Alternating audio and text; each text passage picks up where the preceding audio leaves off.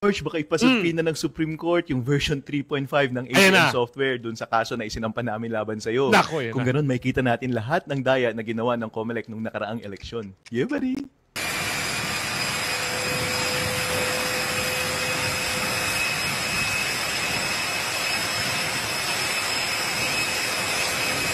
Walang prosecutors muna from June 30. Kaya nga, Pebrero pa lang, sinasabi ko na sa inyo, di ba, dun sa mga nagmamadali, hindi pwedeng magpursige ang trial dahil walang prosecutors mula June 30 hanggang July 28. Di ba? Noon pa, sinasabi na natin yan eh. Hindi naman pwedeng mag-trial na isang panig lang. Ano na? Yung mga atat na atat maging prosecutor, kung kalala nyo naman, si Queen. At meron pa mukhang puppet na may salamin. Yung mga nanalo. At yung mga taga-kamara, na naghahangad maging prosecutor at natasan maging prosecutor. Ito na, sampal sa inyo ito.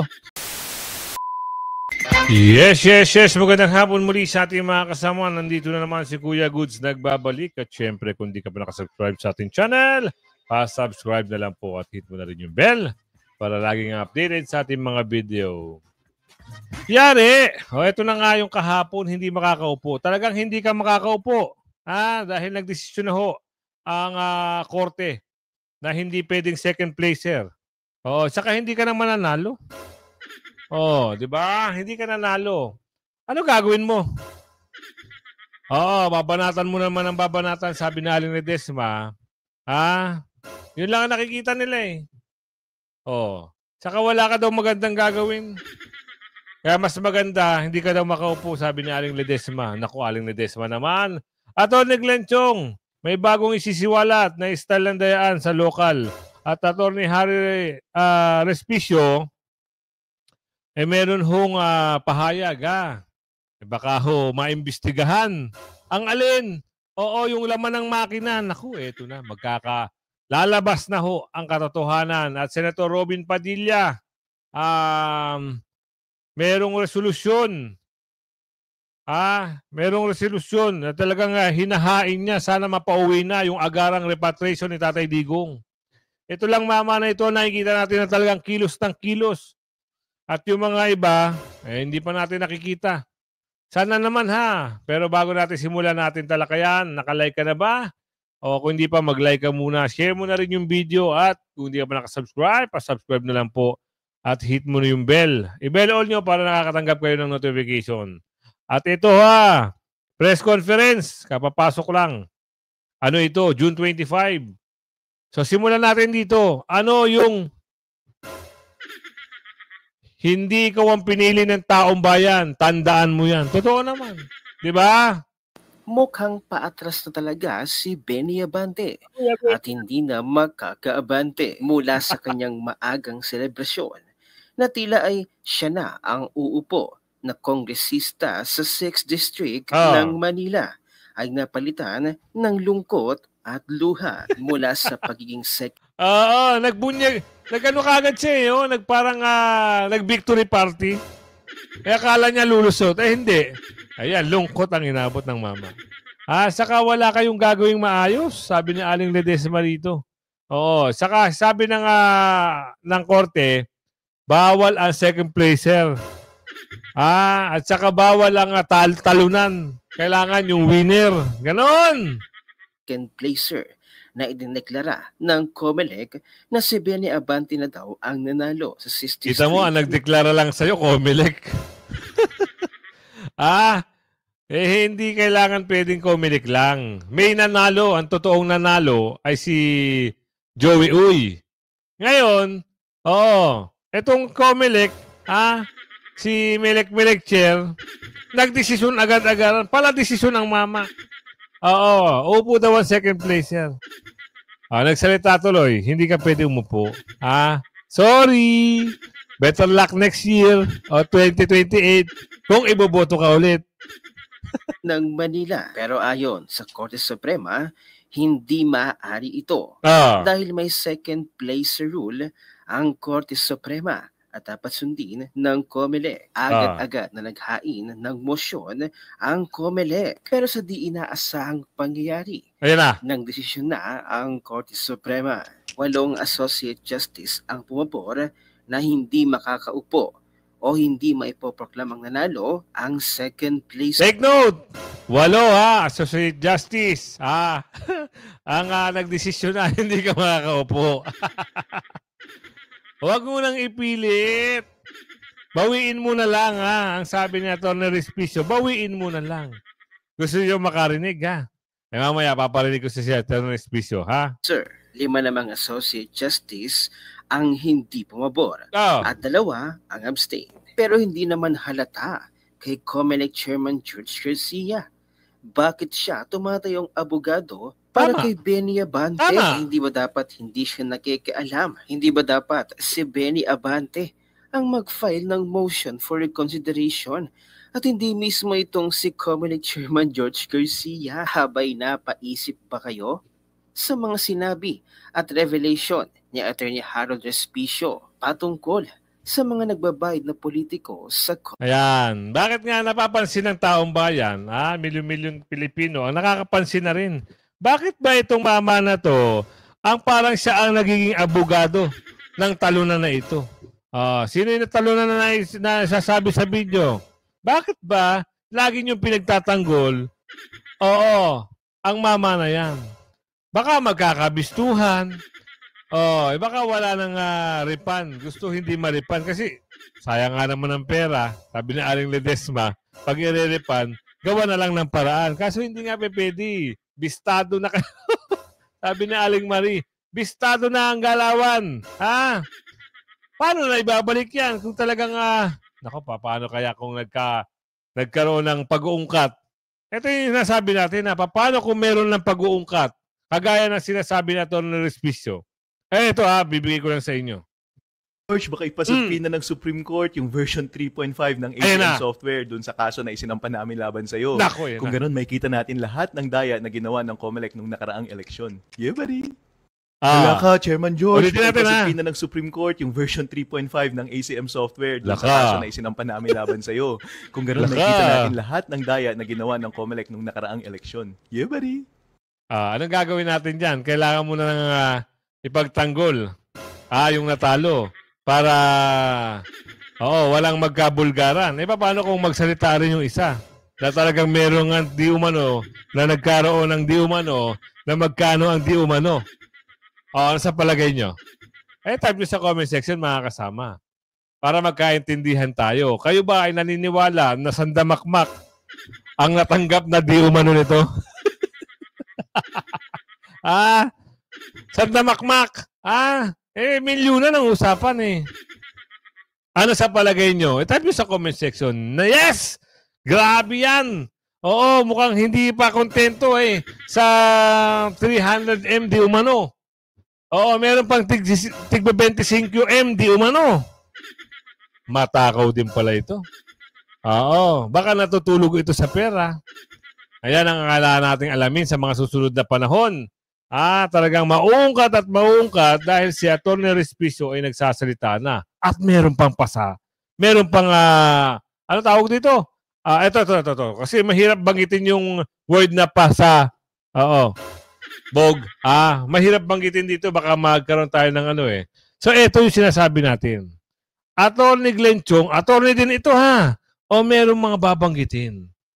Ano yan? Nako, eto na. Sinabi ng Commission on Elections o COMELEC noong Lunes, June 23, na tinatanggap nito ang panawagan ng PDP laban para sa manual recount ng senatorial votes mula sa katatapos na midterm elections.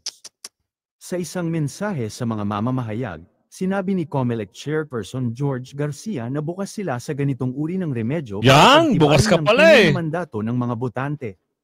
Hihintayin na lang natin ang aksyon ng Korte Suprema sa usaping ito, dagdag ni Garcia. Korte Suprema, pagbigyan nyo nga yung yung hiling, para magkaalaman.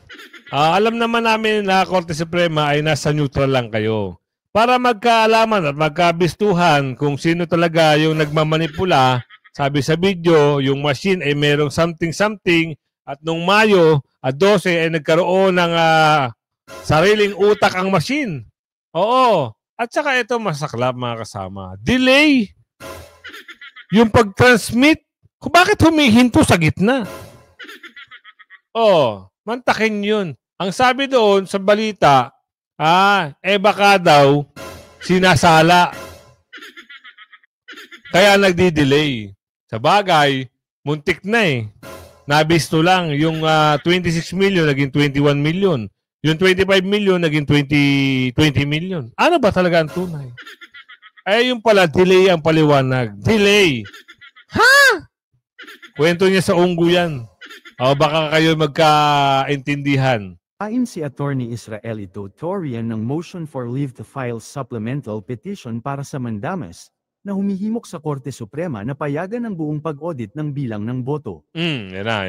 Si Attorney Torian, kasama ng mga awit abogado na si Jimmy Bondoc, ay nagbanggit ng mga umano'y irregularidad sa panahon ng botohan. Si Bondoc ay tumakbong senador noong 2025 midterm elections ngunit nabigo siyang makakuha ng pwesto. Sa 6 na pahinang petisyon na may petsang June 19, sinabi ni Cusi na ang apela ay inihain upang malaman ang katotohanan, matukoy at matiyak ang pananagutan, at maibalik ang tiwala ng publiko sa proseso ng electoral. Kabilang sa mga binanggit na irregularidad ay ang pagkatuklas ng transmission equipment, tulad ng Starlink devices at solar panels, sa isang pribadong tirahan sa Barangay Buhangin, Davao City, na nagdulot ng mga alalahanin sa potensyal na salungatan ng interes. Ang PDP laban ay nagpahayag din ng malawakang hindi pagkakatugma sa pagitan ng mga aktwal na balota at mga resibo Ayan na. kasama ang higit sa 17 milyong boto sa pagkasenador na hindi kasama sa opisyal na tali dahil sa pagmamarka bilang mga overvotes. Yan. Ayon sa post ni Attorney Israelito Torian ay, "Hello, good morning. We physically filed today a motion for leave to file supplemental petition for mandamus with attached supplemental petition, call for manual recount of senatorial votes based on Section 31 of RA 9369 vis-a-vis Sections 210, 234, 235, 236 and 255 of the Omnibus Election Code." Tuloy po ang laban ng PDP laban upang magkaroon ng malinis na halalan para sa ating bayan. Samantala, si Attorney Glenn Chong ay nagsiwalat naman ng lantarang dayaan sa local election sa iba't ibang panig ng bansa kung saan mga kapartido daw ni Marcos Jr. ang mga nanalo. Yan na. Aniya ay babuyan ang halalan. Ni George Garcia Series. Part 1 of 4. We have observed statistical improbability sa resulta ng halalan sa Coronadal City sa posisyon ng gobernador ng South Cotabato.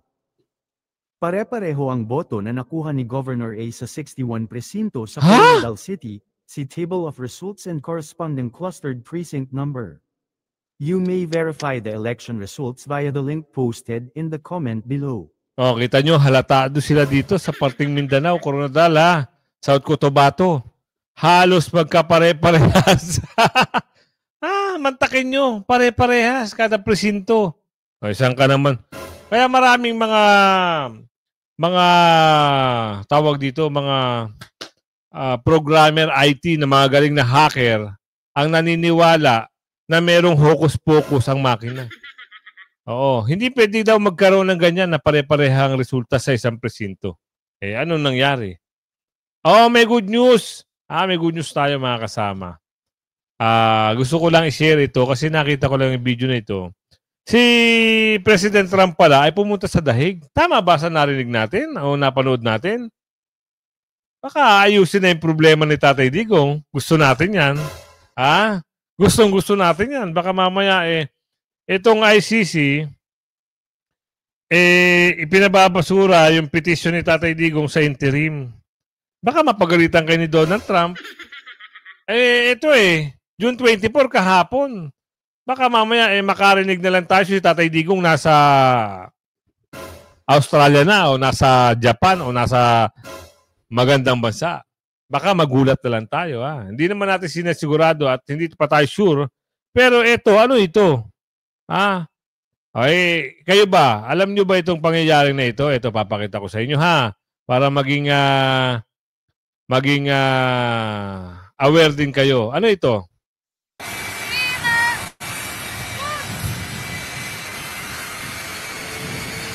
Ang caption dito, Donald Trump lands in The Hague, Netherlands. Wow! Maganda ito. June 24, 2025, kahapon. Tama ba ito? Tingnan natin.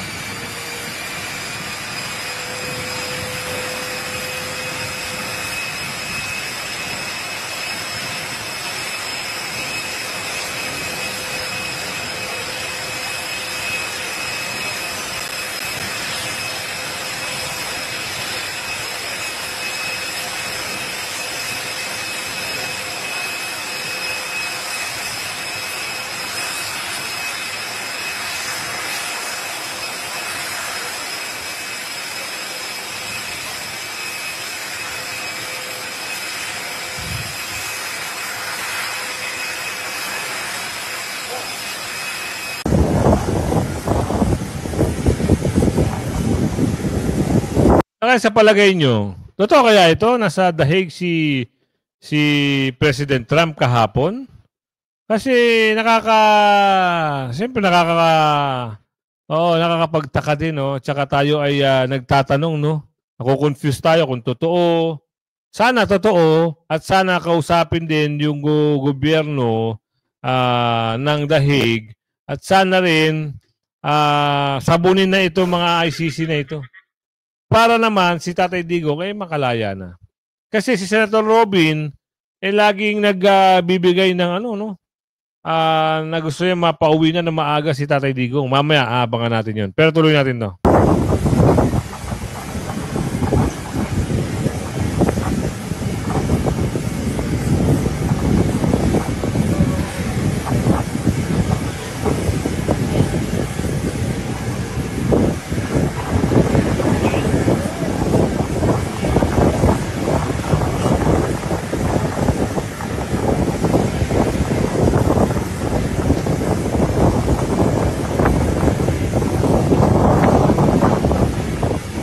Saan kaya pupunta ito? Sa mga nakapanood nito, sa mga taga-dahig, totoo ho ba na lumapag ang presidente ng Amerika dyan at nakipagpulong kung saan man dapat sila makipagpulong? Tama ho ba? Pakisagot naman po kami kasi kami ay blanco pa rin pagdating sa ganito kasi hindi kami pamilya sa lugar at ang unang-una walang lumalabas na balita dito na ganyan nga. So meron tayong nakitang video na sana kung totoo man ito, maraming salamat at baka ito na yung simula na paglaya ni Tatay Digong.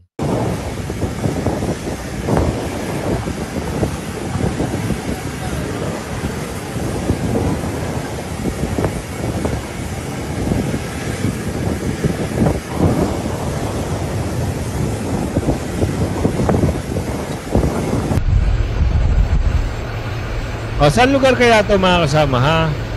Naglakad, bumaba ng limousine si President Trump.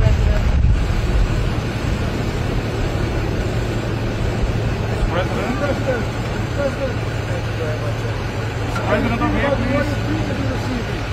President. Mr. President, please. One picture. Saan lugar to mga kasama? Paki-comment nga sa comment section kung familiar kayo sa lugar na ito.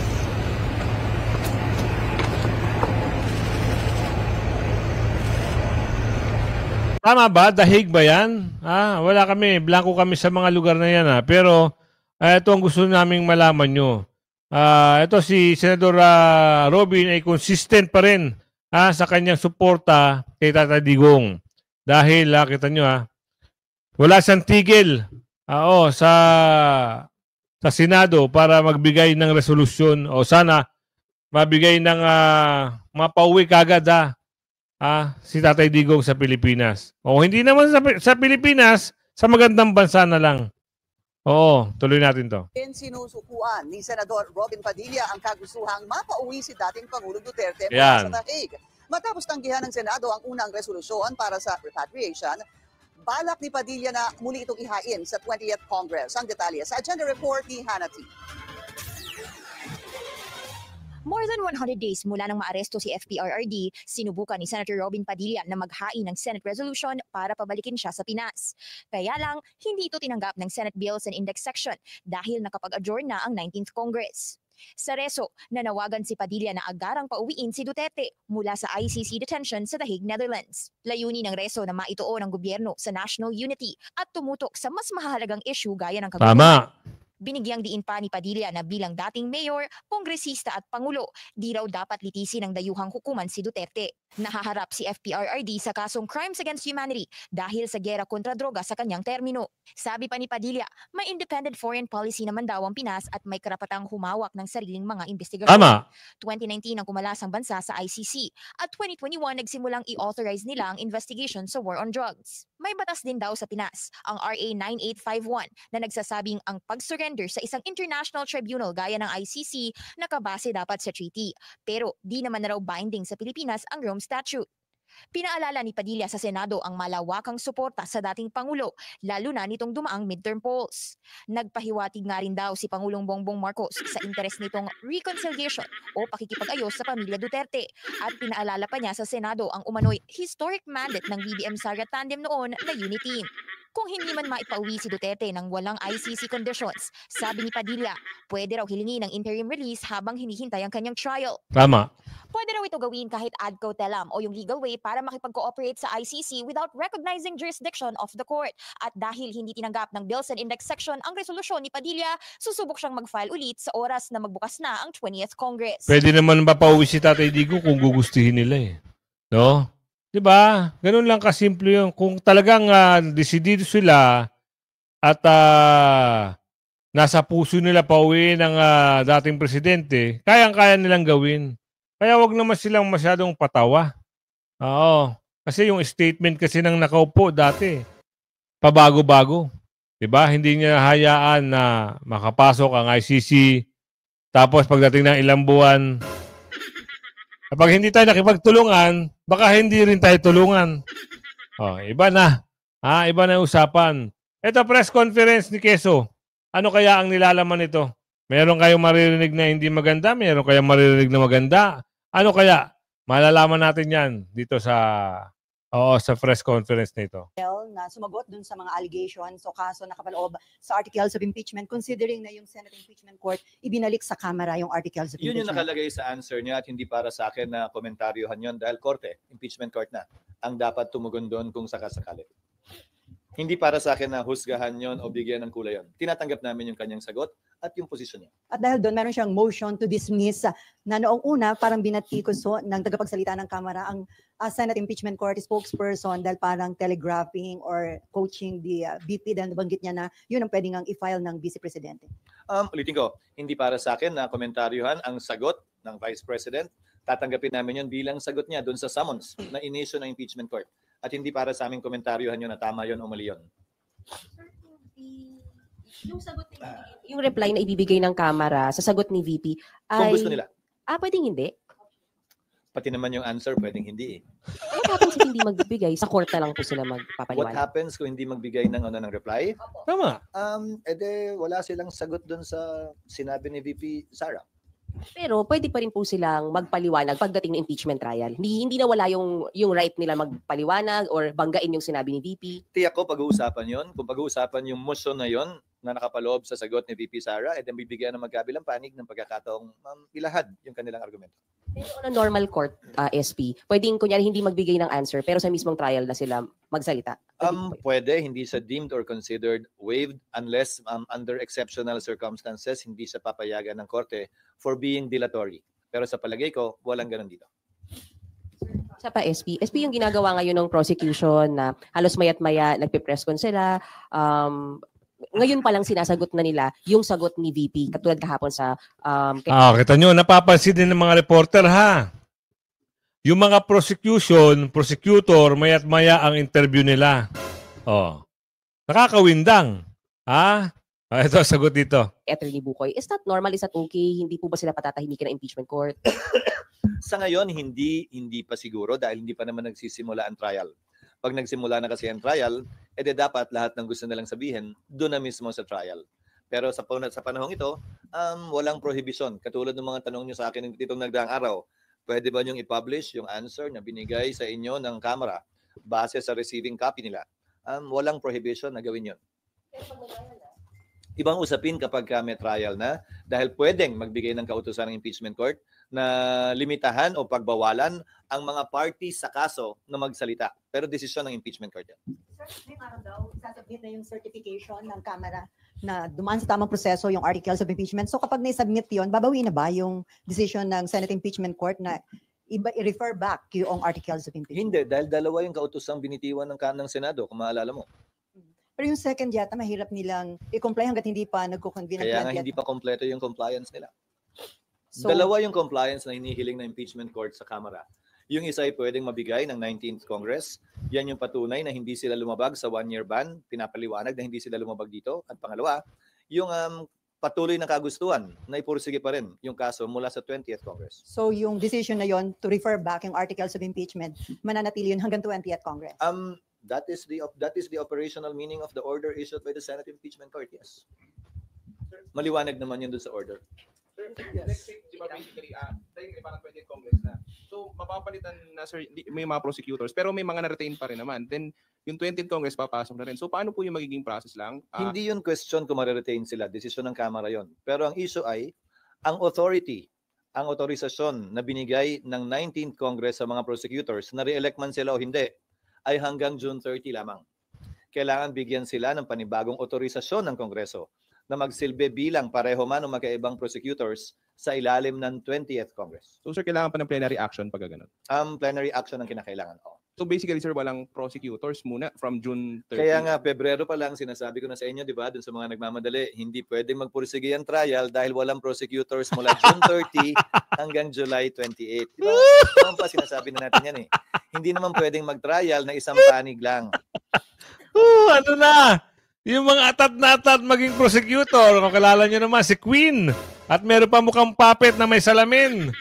Yung mga nanalo. At yung mga taga-kamara na naghahangad maging prosecutor. At natasan maging prosecutor. Eto na, sampal sa inyo ito. From June 30 to July 28, tama ba? Walang trial. Anong gagawin natin ngayon dyan? Magsitigil na kayo. Ulitin natin para mas maganda. Matitigas kasi ang ulo ng mga ito eh. Tuloy. Walang prosecutors mula June 30 hanggang July 28. Noon pa sinasabi na natin yan eh. Hindi naman pwedeng mag-trial na isang panig lang. Tinabla na ang kamera. So given yun, sabi kasi ni Attorney Bukoy, yung spoke sa House, magre-request po sila after nila mag-file ng reply dun sa answer ni VP Sara, magre-request sila sa impeachment court na mag-set na ng pre-trial date at ng trial date. Pwede ba yun? Hindi. Kasi kahit yung authorization ni Attorney Bukoy ay hanggang June 30 lamang. Mag-expire at maglalapse din yun. Ahente lamang siya. Spokesperson lamang siya ng prosecution. So yung prosecution panel na mag-a-appear, ano ba siya? Spokesperson ba dito? Agent nga lang siya. Agent. Principal agent. No, spokesperson siya ng prosecution. O de sino yung nagbigay sa kanya ng kapangyarihan? Tapos na yung kapangyarihan ng prosecution team ng June 30 noon. So, yung trial date sa 20th Congress na po. Sa 20th Congress na yan. Kasi paano mo nga isa-set yun nang walang prosecution? Kung mag-set kami, ulitin ko Pebrero pa lang, sinasabi ko na to sa inyo. Paano ka mag-set ng pre-trial na kailangan may magkabilang panig? Hindi naman pwedeng abogado lang ni VP Sara mag-attend doon. One-sided naman yun. Hindi na pre-trial talaga ang tawag doon. Oo, pero ang bumulaga sa amin doon, base sa, kaya nga, working calendar yon, di ba? Ang bumulaga sa amin doon, yung authority nga, kasi iba kami, iba ang Senado eh. Ako hanggang 2028 pa. Pero yung prosecutors, yung congressmen, hanggang June 30 lamang. Sabi po niya, ni Bukoy, Attorney Bukoy, yung ombudsman daw po, yung investigation nila hindi dapat magtuloy dahil matapos dapat daw po muna yung impeachment trial. Hindi para sa akin na komentaryohan yon. Hayaan na natin yung ombudsman na sumagot sa kanya. At tila yata hiwala yung away na yon sa iba pang away na gustong pasukan ni Attorney Bukoy. Silang dalawa na lamang yun siguro. Sir, ginagamit kasing defense, based dun sa answer ng Vice President, ginagamit nilang defense yung pag-return ng impeachment court dun sa articles of impeachment. Ano ba talaga ang ginawa ng impeachment court? Kasi ang claim nila is the articles of impeachment was returned, so there's no charges against her to speak of. There are no charges against argumento yan ang isang panig. Subalit, I refer you back to the order itself. Pakibasa na lang po yung order dahil nakalagay naman doon, hindi ba? Return without dismissing nor terminating the case. Maliwanag. Di ba nakalagay yun doon? So, ang sagot siguro, yung nasa order na lang, pagdedebatihan yan, kung may issue, pagbobotohan yan, kung sakasakali pagdating ng trial. But I cannot, even if I am the Senate President, bilang tagapangulo ng Senado, hindi ko pwedeng dagdagan o bawasan pa yung pinagbotohang order ng Senado. So yun lang ang masasabi kong sagot dun sa ganung posisyon. Yun, ayos. Hindi nawala sa Senate yung charges, hindi nawalan ito ng jurisdiction nang dahil doon sa pag-return ng articles. Hindi nga. Ano kasasabi? Grabe naman. Hindi nakakaintindi. Di ba sinagot nga? Ulitin ko pa. Wag na. Sige. Sabi nga doon, di ba? Tuloy. Pili ko din pa, yun na nakalagay sa order. Ayun nakalagay sa Hindi ko order. pwedeng dagdagan o bawasan yung ginawa o hindi ginawa ng impeachment court. Nakapaloob yun sa order mismo. Sir, yung compliance po na isasubmit supposedly ng House ngayon, who will decide if it's actually compliant dun sa hinihingi ng court? The impeachment court, when we resume, magre-resume yun kapag compliant na ang Kamara. So, sir, July 29, probably. July 29, thereafter. July 29 onwards. Kasi July 28 kami magre-resume, pero ceremonial yon para sa sona ng Pangulo. Magsisimula pa lang talaga makapagtrabaho ang Senado at Kamara ng July 29. Pero hindi kami pwede schedule agad hanggat una, wala pa yung prosecutors. Pangalawa, wala pa yung compliance in one shape or another. Yan Nakasupalpal na sila rito. Na sinasabi natin. Pero ayos yan hindi muna natin kakampihan ito si Mamang Quezon. Pero sa narinig ko, meron kang punto sa akin, 20%. Pag na-hit mo yung 50%, malapit na. Pag na-hit mo yung 70%, okay na. Pag na-hit mo yung 80%, medyo okay na.